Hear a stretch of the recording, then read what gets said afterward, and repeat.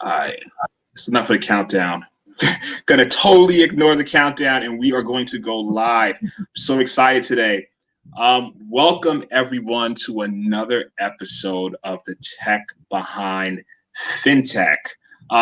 Joining us today is Medina Williams. Really excited to have her on the show. And like we always do, we're going to run through the bio and then we're going to get into our show. Medina Williams is a certified fraud examiner and doctoral student in technology at Purdue University. Medina has various years of private and public sector experience in the fields of financial institutions, shipbuilding, and hospitals. She currently works as a business analyst at a management consulting firm. Medina is fascinated by tech advances, particularly in the financial services, but always looks for the trade-offs and vulnerabilities. Welcome, Medina, to the Tech Behind FinTech. How are you doing today? Of course. That's excellent. So to the audience, as you know, this is another episode of the Tech Behind FinTech where we talk about the technology behind FinTech. Look, we have some guests on the side. Just let me post them. Ben is he's every week. Thank you, Ben. Hi everyone. Happy Friday. Happy Friday to you, Ben. Let's see who else we have on real quick. Eric Williams. Good afternoon, Medina and Nnamdi. Good afternoon, Eric. John Carpenter, my guy from the Cloud Security Alliance that we do some research on blockchain with. Hey, John, how are you? Happy Friday to you too, John. All right, excellent. So as everyone knows, the format of the show, if you're new, what we do is we discuss some current topics in FinTech, and then we move on to the topic of the day. And today's topic of the day is, can the fraud triangle be applied to FinTech? It's so funny because somebody I work with was like, what's the fraud triangle? I said, find out at 12 p.m. So we're gonna definitely get into that with Medina. She's an expert in that. And so let's do what we normally do and let's talk about the current news of the day. So obviously, because of our time, we're not going to go over all FinTech news, but we usually go over some news articles that we found interesting that is somewhat related to the topic. So the first article of the day, Square finally launches a bank after filing first the application in 2017. So Square, it's a payment company. Obviously, it's valued at $55 billion. It's officially launched a bank after filing its application for the banking license back in September 2017. The name of the new bank is called Square Financial Services. The bank landed its industrial loan company (ILC) license from the FDIC just a year ago. It's important to note that when Square originally tried to form a bank, it didn't work out for them. And there's an organization called the Independent Community of Bankers basically told the FDIC that Square's application skirted around legislation under the Banking Holding Company Act. They then went back and focused on regulatory concerns around infrastructure and governance and then resubmitted. So the actual bank is based out of Salt Lake City. And they will issue loans and offer deposit of insured accounts. Real interesting. So from their CFO, Amrita Osuagwu, I think I totally butchered that name. Sorry. Bringing banking capability in-house enable us to operate more nimbly. So, last thing before you jump in, Medina. So Square says 58% of Square's capital loans go to women-owned businesses and 35% of loans go to minority-owned businesses. So, and last other point is, so a lot of fintechs are forming banks. Some going through what Square has went through, problematic. So what they opted to do is just acquire a bank in order to become a bank. So examples include Transact Pro's purchase of Colorado National Bank in 2018, and Lending Club bought Radius Bank for $185 billion in 2020, I think. So What are your thoughts on that, Medina? I think Square is continuing to just carve out their footprint in this financial services industry. You can see that they had to clear up some things because they started running afoul into like the holding companies, but they found their niche. It sounds like to me that they kind of are looking in the microfinance, picking out a specific pocket within certain groups that they're targeting, and then we'll grow from there. So I'm anxious to see how this looks. Of course, Square is, part of Cash App and expanding their, again, their footprint, with the cryptocurrencies and now with their own financial institution. But certainly brings up a lot of concerns, more regulatory issues, since, again, I very much doubt that we're probably going to be going to a physical Square bank. So in the digital space, it's going to be interesting to see what comes out of it. What I find interesting is how, you have, and it brings us to a next news article, but you have other banks with all these branches, and these guys are like, look, we just need this one branch in Salt Lake City. No one ever's going to go into because we're all going to have the app. Another interesting point, Square made the news because they just bought a major stake in Jay-Z's Tidal company, and he actually, Jay-Z, aka Sean Carter, he just joined the Square board.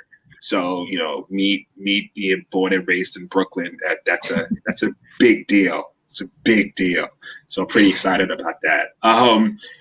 So that's pretty cool. And so I mean, what they're doing, it definitely is totally different, and it's aligned with fintechs, right?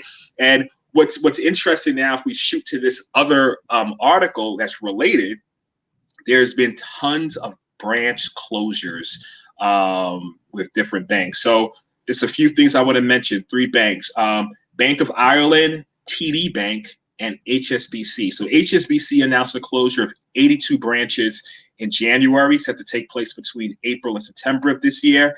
TD Bank has announced it will close 82 of its retail shop fronts in the U.S., accounting for 6.7% of their 1,223 branches. The Bank of Ireland is ceasing operation of more than half its North Ireland branches, slashing 15 of its 28, despite counting as one of North Ireland's big 4. So from the CEO, Greg Braca, the TD cuts came down to the need for investment in digital and digital capabilities. So it's extremely interested to see. What are your thoughts on that, Medina? Clearly TD Bank, along with the rest of them, are pivoting more into the digital space. Certainly there's more risk with that. Some other thoughts with the Bank of Ireland. I've had the pleasure of going to Ireland. There's been a lot of discussions there. So Northern Ireland, of course, is still part of Britain.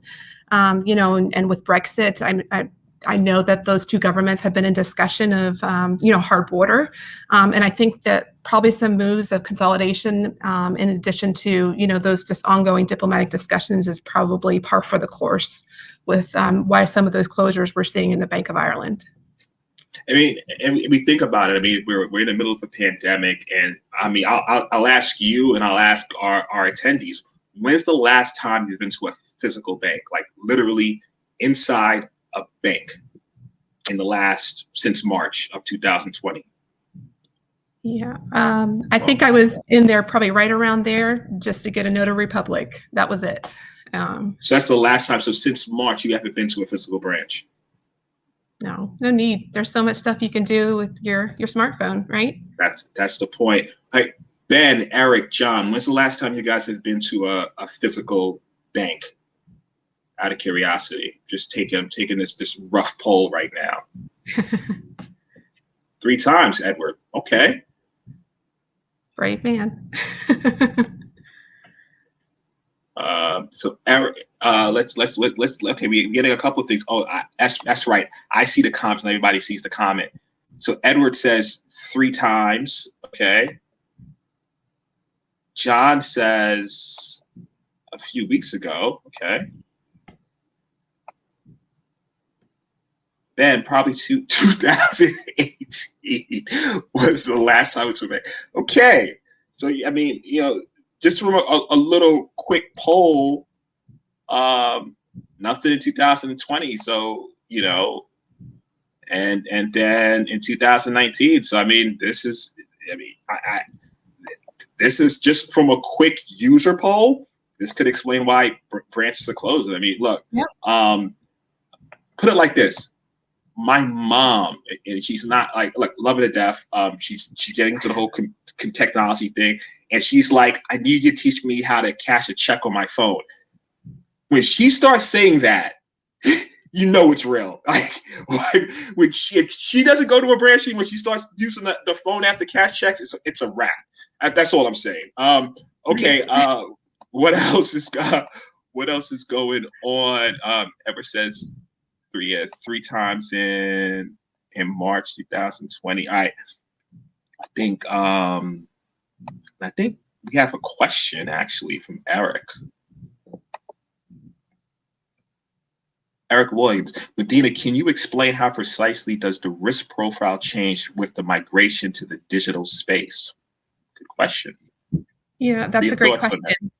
Well, I know we're going to get into that, kind of talking about some of the fraud triangle, the elements of that, and I've kind of married that up with some of the different security aspects that us as industry professionals look at within the cybersecurity space. So, I think just a short, quick answer to that. I think things aren't as tangible anymore, and I think you're dealing with, we'll say, kind of digital intellectual property, currencies and things of that nature. So I think it's, I think a lot of the government agencies are trying to, in a rush, to kind of figure out how to regulate and enforce things.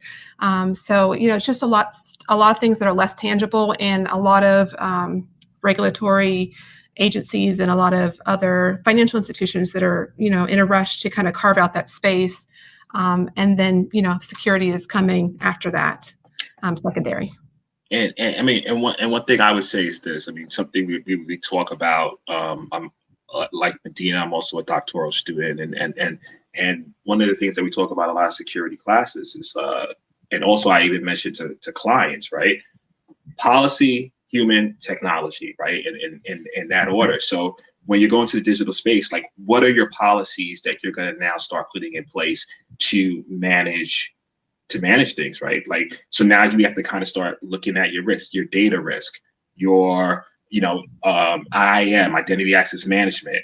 So it's a whole, like, what's the policies around it? Like, let's understand your processes, your policies. Let's understand, okay, what are the human interactions? And then let's see what can we use technology to automate that entire process. So that's, but now I think it's time to go into the topic of the day. And that is, can the fraud triangle be applied to fintech? So now let's answer the question that some people who are not as familiar with the fraud triangle have. Medina, what is the fraud triangle? So it's a methodology that the ACFE, Association for Certified Fraud Examiners, through research by Cressley, has determined to be kind of some of the elements that make areas, certainly in the digital space, but in also the physical space, ripe for fraud. So those elements are, just pressure, whether there's financial pressure. Usually that's one of the things that we typically see from a lot of individuals who perpetrate fraud. There's some type of unspoken or unknown pressure that they're facing. Their ability to rationalize what they're doing in their minds, that, hey, everybody's doing it. Or, hey, it's only a little bit. The company won't really miss these funds or things of that nature. So it's those different elements of the fraud triangle that are really key to keep in mind when it comes to fintech as well. So I think I know based on what you're saying. So we have three elements, right? We have pressure, we have the rationalization, and then we have opportunity. Right? Right. So three. Okay. Let's another question from hold up. Let's just jump in. Well, we always like to get the audience interaction. We appreciate you guys for that. Edward Cruz. Do we see more of an investment in crypto by banks with closing of the branches? I don't know if those two are related, from an investment in crypto. I mean, I know when we talked about banks a few weeks ago, we had a news article, Bank of New York, I think BNY, they're going to be the first to actually make crypto accessible through the banks. I think, and they were big on that. If I'm not mistaken, it was BNY. We covered that article in our news section a few weeks ago. I don't know if it's related. It's right now. It's like, how do you just get access to crypto from banks easy? That's going to be the first step. I just think it's a matter of, as we mentioned, just from our little user poll, right? If people are not physically going in, it's like, and then you have a lot of fintechs who are literally coming by and eating their lunch. I mean, I know my work at a big bank, that was like one of the biggest things. Like, they literally said, these guys are eating our lunch. How do we prevent it? And and you're talking like 100-plus-year-old banks, and you have people that are just starting out in the digital world. That's my long-winded answer to your question, Edward. Thank you for. We have another question coming from Eric. Let's see. Do you think the change to digital is going to drive more of an adoption of the digital signing of documents? The last time I was in the branch was to physically sign a document. Who will govern identity access management? That this coming seamless need to identify yourself. I mean, that's a great use case. I know there is a fintech that I was talking to a CEO of. I don't want to totally mess the name up, but they're big on the OCR technology. So they provide that, like scanning of documents, getting it in terms of just signing it. I mean, it's definitely an interesting use case. What are your thoughts on that, Bettina? With companies like DocuSign, really carving out their space, I think you're going to see a lot more of that. It's the risk, of course, and the vulnerability is, how does the financial institution, verify this identity, right, of the individuals that are signing it? You have your PKR certificates, but how do they, kind of manage their own vulnerability and their risk, but make this a legally enforceable document, digitally speaking? So that'll be a very interesting topic to see as we see that evolve and happen more often. That's a good question, because I know I actually went into a branch to start it was a corporate account for like this thing we're doing, and they have cameras actually, and the manager said, yeah, part of the cameras is watching, literally taping you sign and different things of that nature right above his desk. So, just maybe that's a security idea for like some sort of video technology as we sign it remotely. Let's see. John has a question. It's going well. I love these questions. Keep it coming, guys. What are your thoughts around Square launching their own bank? My thoughts personally, the next phase of evolution, right? I'm a technologist by heart. I love it. So, if I don't have to physically go anywhere, but I can actually do things with my app, I think it's awesome. Obviously, there's another side to that, but I'm a technologist. I've been doing it, into it since I was 10, just looking for ways to automate. What are your thoughts on it, Medina? I think again, Square is kind of carving out their niche. They're starting off small. Another kind of fintech that's kind of doing that is I don't know if you heard of this, but Greenwood Bank. They're kind of carving out their specific area within the community and going digital. So I think it's very interesting how they're going to probably iterate, refine their processes, and then continue to grow and expand. But again, we're moving more to like this mobile banking aspect where, again, we don't need those physical locations to go into and conduct business. It's going to be very much more peer-to-peer transactions and, very decentralized. So it's going to be very interesting to see. But of course, there's a lot of risk, right? The gentleman that you had on your show last week, talking about some of the different risks that are kind of pushed down to the consumer level. So the banks, maintain, their regulatory aspect, but then the risk is probably very much going to be pushed down to consumers, and just making sure we have those rights and those and things to enforce the safety and the value of the money that's going to be exchanged in these mediums. Good. I like that. So let's jump back into the fraud triangle. Because like I said, when when you mention it to me, I'm going to be 100% honest. Even though I'm into security, I drink the security juice, the education, business, and all that stuff. I never heard of it put that way. And obviously to prepare for the show, I did my research. Like, it makes total sense now, and that's why they call it that. All right, we have another question from Eric. Let's go. Let's keep the questions coming, guys. This is awesome. All right, will the commoditization of digital signing box out people with lower income or financial means for banking transaction? What is the government's role in vetting PKI providers? Do you see the FinCEN being involved in monitoring and enforcing compliance? I'm going to have you take that one on, Medina. Sure. So I'll probably start at the bottom and work my way up. So FinCEN is a Financial Crimes Enforcement Network. I'm very familiar. Okay. Had to deal with many of the handwritten documents that FinCEN requires the financial institutions to fill out based on certain transactions or certain threshold of transactions.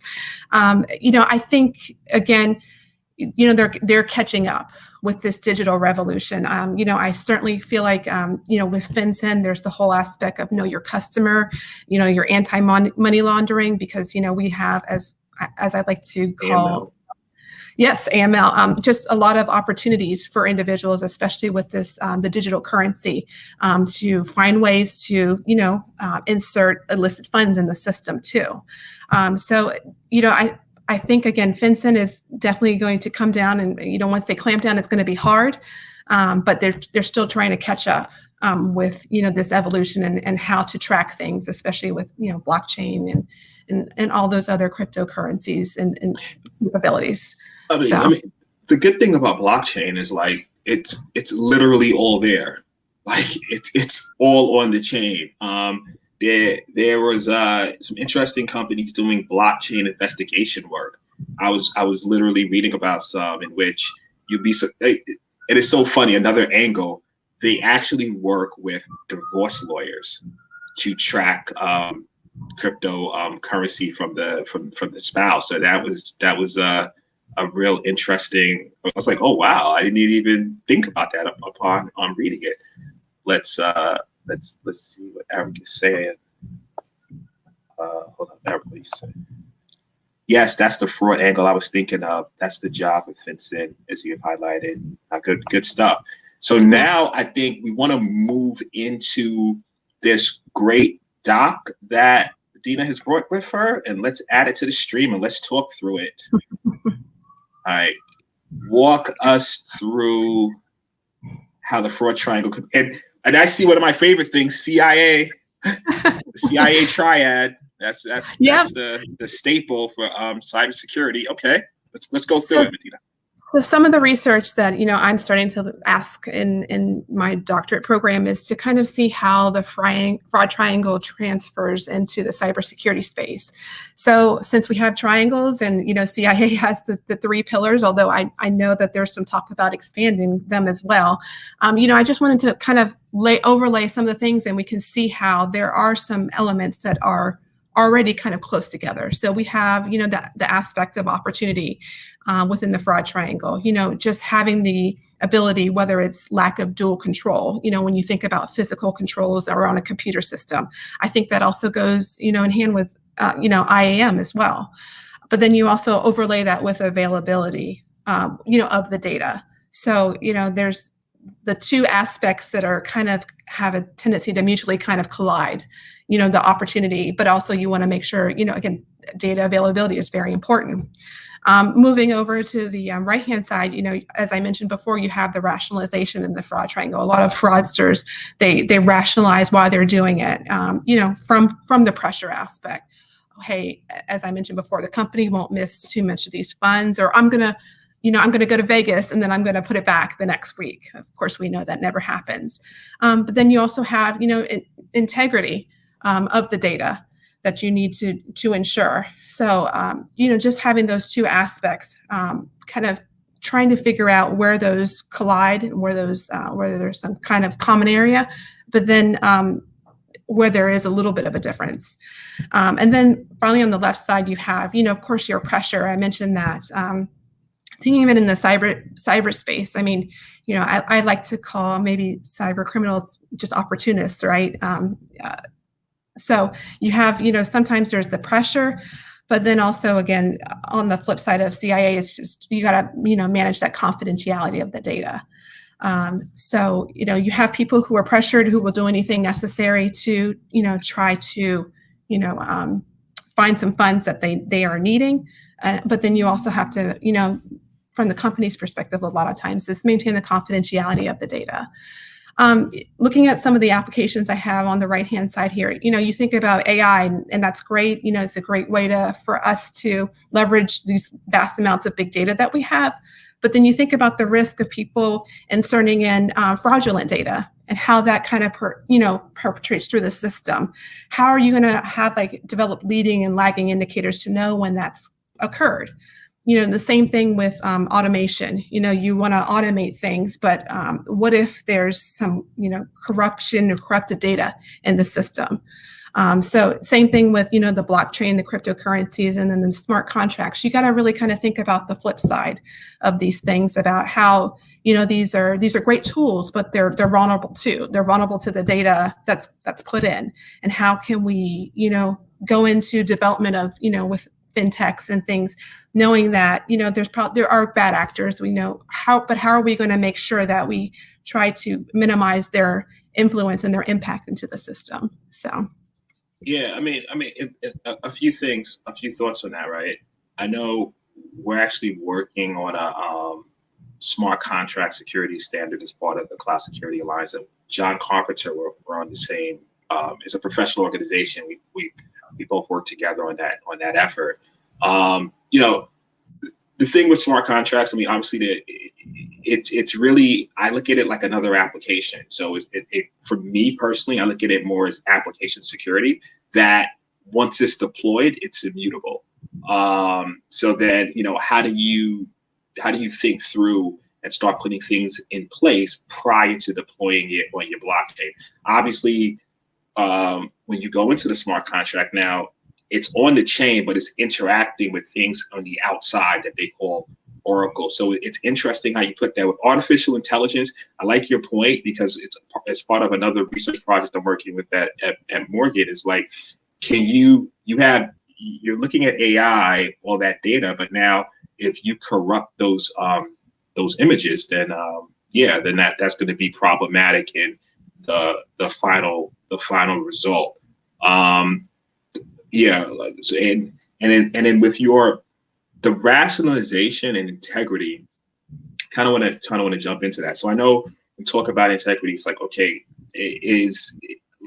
how do we track this data? Is this data accurate? Right. I know there's certain hashes and things you can use for that, right, that effort of rationalization. I need to understand that correlation. I don't fully understand that one. The rationalization and integrity? And correlation. Right. So if you have somebody who's, rationalizing this information, they're more likely that they could, find ways to corrupt this data. Okay. I got you. Yeah. I got you. Totally get that now. Confidentiality and pressure, got that one, and opportunity and availability. Let's see some questions from the audience. Eric, there are some missing things for sure. I've always been a proponent of adding authenticity and with the advent of zero trust. Yeah, totally right. Eric, I think that the CIA was like the original, but there's other factors. 100% agree with you on that. And he says, yes, preach the gospel and on point, read AI machine learning. Love it. Thanks, I love it. So yeah, Eric is thanks for participating, man. I really appreciate you today, Eric. All right, let's go to the second slide. Is that okay?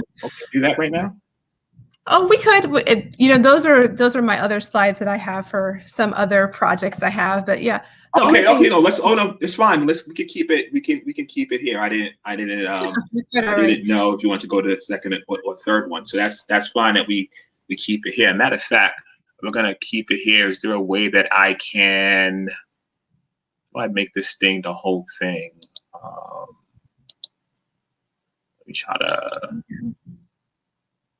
me try to do something here. Yeah. The only other thing that I'll add while you're doing that is, just kind of looking at some of my other graphics here.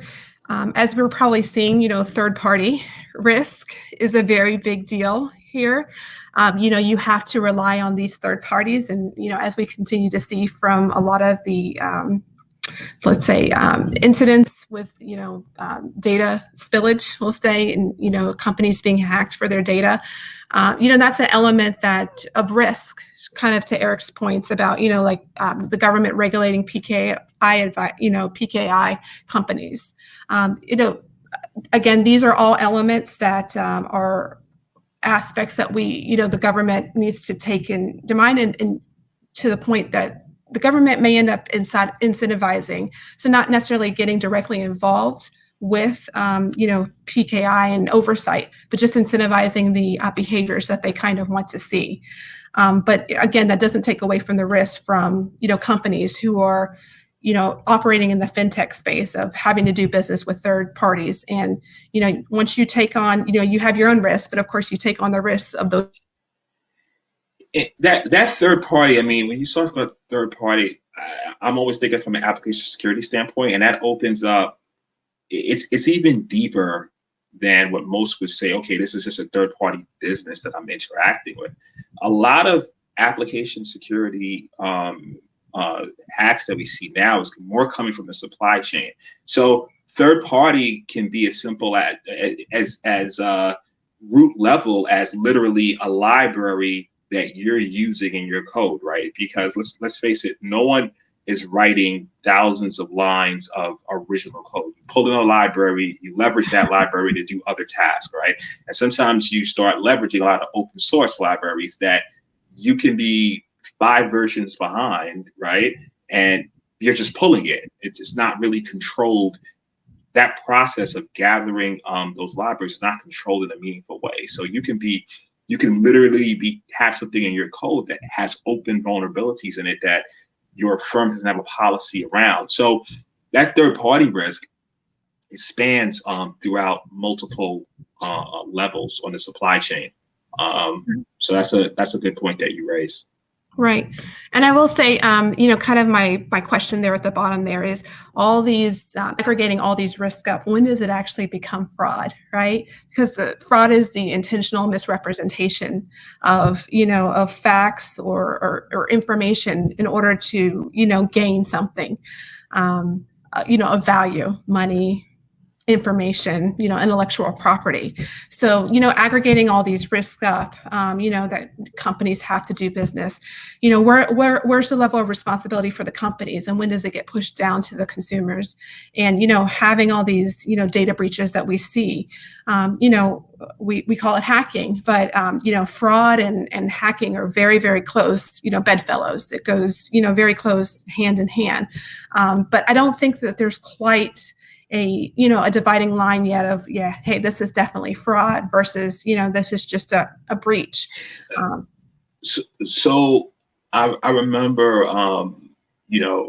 when it was some stats around. I know back when I was at my master's program, we had one of my teachers. We had 2 teachers. They were both FBI agents, and the biggest thing that they see when a company's compromised, right? And after a while, that company comes to them, they want to actually, there's a crime that's been committed, huge on insider threat. So, it's a cybersecurity breach. It could have resulted from, a lot of times at that time, it was resulting from insider threat, whether through just gross negligence or intentional, right? Like disgruntled employee situation. So, and then you start seeing, okay, like that starts getting into fraud. I know there was a case where on the way out, this one developer took loads of data and code to go reuse. I mean, he was actually found out and was prosecuted, right? And that's a level of fraud. I mean, in his mind, like, I developed it, I'm taking this with me to go reuse it. The company's mind is like, yeah, but we own that, my friend. And that was fraud. See, Eric is killing it today. I love it. I love audience interaction. Please, guys. Brilliant, Nnamdi and Medina. Thank you for that. Yes, everyone uses a supply chain. The advent of apps used by banking interests provides a prime opportunity for threat actors with own perfunctory vetting of the code base. It's not the new data breaches only. It's the ones we have not discovered yet. Exactly correct. 100% agree with you there, Eric. Yeah. So I mean, so to your point, I mean, it really starts getting real close when you start talking about fraud, and then when we start bringing in cybersecurity, start bringing in insider threat. Obviously, if it's somebody, you know, I clicked on this phishing campaign and it told me to reset my password, right? This guy's he's not trying to fraud you. He just lacks, or as an organization, you lack the proper security awareness, so you can educate them on that. But you know, when is it when, okay, I know it's my last day here and I'm downloading all of the investment firm's contacts so I can take with me, so I can start making phone calls, right? It's a level of fraud, right? And so it's interesting how those relate to your point.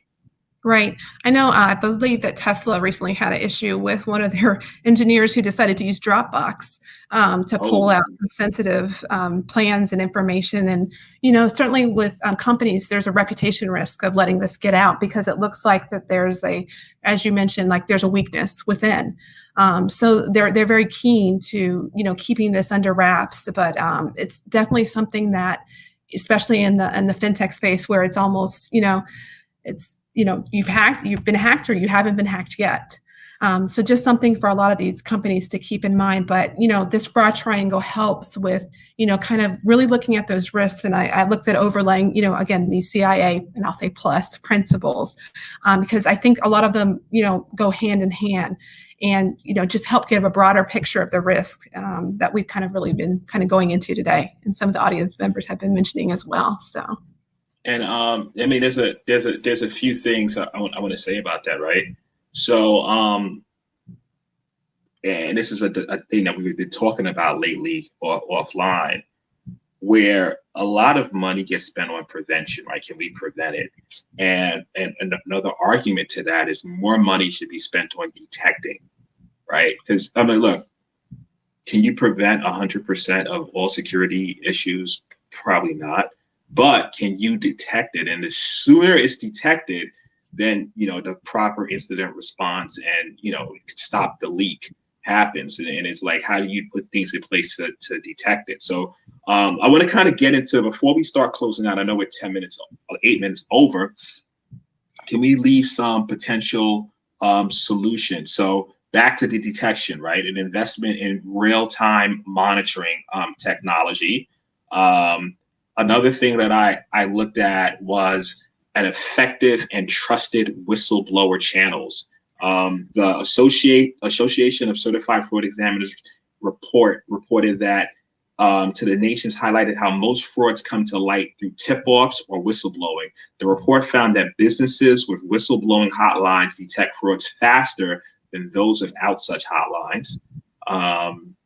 So I saw that. Another one that I saw was, as we just talked about, compliance training, right? A culture of compliance needs to continue being built and fostered and maintained within companies. You know, the level of fraud tends to go up during recessions or hard economic times. A last one, case assessment and triage, with potential delays or inefficiencies being created in a timetable for undertaking investigation. Compliance teams will need to prioritize fraud alerts. So that's back to detection and some sort of incident. I'm using incident response. I think it might be a different term in the fraud world, but you know, conceptually the same thing, right? It's like, okay, how are you responding to this stuff? Let's see what Eric is saying. What do you have for us, Eric? When we are developing the FinSim, we look strategically at the logic being proposed, a code review for the potential to install logic bombs like that via insider threat for certain classes of transactions. How do you feel that the fraud triangle is being applied to the overseas to prevent or detect that sort of insider threat? Good point. Medina, you want to take that on? Oh, sure. Yeah. You know, I think just having the fraud triangle is just getting in the mindset of the fraudster, I think, and just looking at just general vulnerabilities that exist. We talked a lot about third parties here, but our human resources are our biggest strengths and our biggest threats. So really kind of pulling the needle of just the different areas where the code is vulnerable. And of course, just really having an atmosphere of continuous patching. I can remember in past organizations I was with, it was always Tuesday night patching. So I think, just having very good cyber hygiene of that nature. But also, just looking at case studies, looking at other organizations that have had the unfortunate experiences of being hacked or defrauded, and just bringing that back into your organization. And really, I think a lot of it is just getting a plan in place to prepare, instead of, really being reactionary and, or just kind of going into this thinking that things are going to be okay and that, everything is sufficient. Is really just kind of getting a plan, almost like a disaster recovery plan for fraud, that you really need to, run through maybe on an annual basis or periodic basis and review.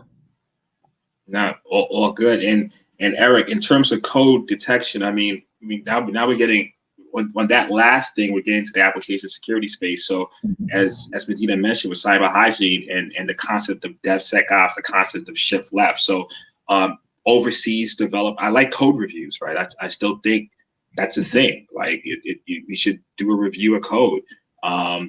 Certain with what you're saying with the logic bombs, but yeah, certain static analysis, dynamic analysis, instrumentation of your code as you check in, putting it part of your CI/CD pipeline, and different things to try to detect. Like all these things, even though you might have certain detection tools, but these are also processes of detection in terms of having, because let's say hypothetically with the logic bomb example, if we do code reviews, that means and the other person doesn't detect it, either they're not knowledgeable of it or both people are in on it. So usually, and correct me if I'm wrong, Medina, with fraud, I mean, it looks like with the pressure of rationalization opportunity, it seems like a one person. You have multiple people in on it, right? That's a whole different scenario to detect. Right. Sounds like a conspiracy at that point, right? Right. You never want a single point of failure, or, a single point of where you're relying on a specific group. You want that access across the board and just the ability to be able to look down. So, there is a sweet spot. Certainly, you don't want too many cooks in the kitchen, but you want to prevent, an atmosphere of continuous monitoring. Yeah, continuous monitoring detection. Listen, I think today was a great show. I really thank you for joining. To the audience, I thank you guys for commenting. Everyone who commented, from Eric, John, Edward, let me roll up. Eric, John, Edward, Ben, everyone who's watching, we thank you very much. Dina, how can people follow you, find you, learn more about fraud? They want to keep up. What are your some handles or LinkedIn or website that they should look into? Yeah, definitely LinkedIn. I kind of stay there and just really, just check a lot of news articles and things like that. But certainly the Association for Certified Fraud Examiners is a really good resource. They have a monthly magazine they put out, a lot of different elements of fraud that relate back to the cybersecurity space. Certainly would refer anybody with any interest in this to continue to follow that association. And, please feel free to link up with me on LinkedIn. The more the merrier. Ben says, thank you for the great discussion today. Thank you, Ben, for watching. Appreciate you. John says, great presentation, Medina. Yes, I think so too, John. Eric, thank you, Dan, Nnamdi. Excellent in-depth presentation. Thank you guys for that. I appreciate you.